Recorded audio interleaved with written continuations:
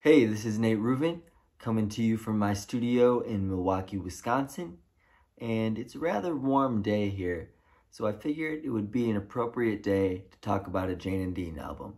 The album I want to discuss today is One Summer Night, released in November of 1982. This album was released during what many consider to be the peak of their phase 2 of their career. Jane and Dean fans and scholars alike break down their story into phase 1 and phase 2. Phase 1 meaning before Jan Berry's accident, when Jan was the one largely in charge. Phase 2 meaning after Jan's accident, when Dean was largely in charge. So this album was released in 1982 and features excellent singing and playing by Jan and Dean and their backup band, the Bel Air Bandits. The album begins with a doo-wop melody. It opens with The New Girl in School, which is a Brian Wilson tune. Here, the falsetto is sung excellently by Dean, followed by a performance of Jenny Lee, the very first Jane and Dean record, going into Baby Talk, their 1959 hit, and finally concluding with Linda, their 1963 hit, which was the first single officially produced and arranged by Jan. After that doo-wop melody, which was filled with the harmonies and the falsetto vocals, you move into the medley of the classic Jane and Dean cartoons. This medley includes Drag City, Little Deuce Coupe, which Jane and Dean also featured on their Drag City album, and finally, Shut Down. The next segment of the album/concert is a Jan Berry solo number, and that is Jan singing You've Got to Hide Your Love Away, which is a Lennon-McCartney Beatles song. What makes this really neat is Jan loved this song and performed it all the way back in the 60s, and a version of this song can be heard on their Filet of Soul album. Jan's performance on this number is a highlight of the album because while it showcases his vulnerability, it shows that the music was always still inside of him, despite all of the health issues he went through. Next up, we get two surfing tunes. First off, you get Surfin' USA, followed by Honolulu Lulu. These songs are performed excellently with the gorgeous harmonies and the reverb-soaked surf guitar. Next, you get into the classic Jane and Dean dance number medley, and you get Dance, Dance, Dance and Do You Wanna Dance, which were also concert staples for the Beach Boys. Following the dance tunes, you get Ride the Wild Surf, which is a song that Jane and Dean composed for a movie of the same name.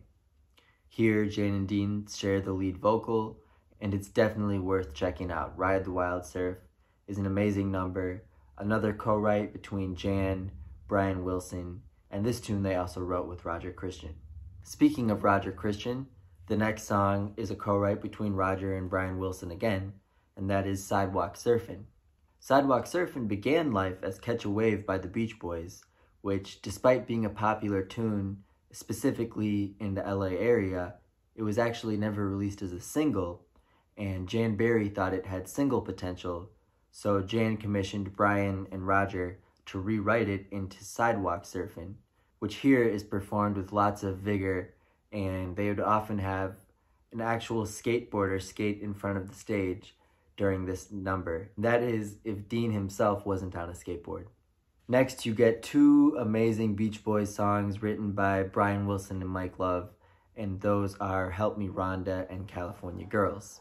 The Beach Boys and Jane and Dean, for decades now, have played each other's songs in concert, so it's no surprise to see several Beach Boys songs on this Jane and Dean live album.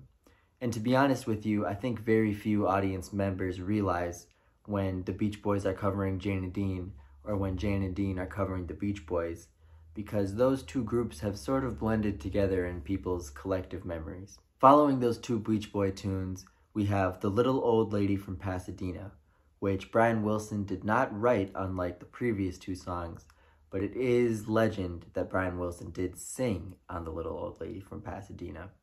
So this live performance is super exciting, and you can tell the audience is super excited to hear that song because it's possibly Jane and Dean's most iconic song, and that melody is just so catchy, and Jan delivers an awesome lead on this recording, and you can just feel the joy coming through the speakers when you listen to it.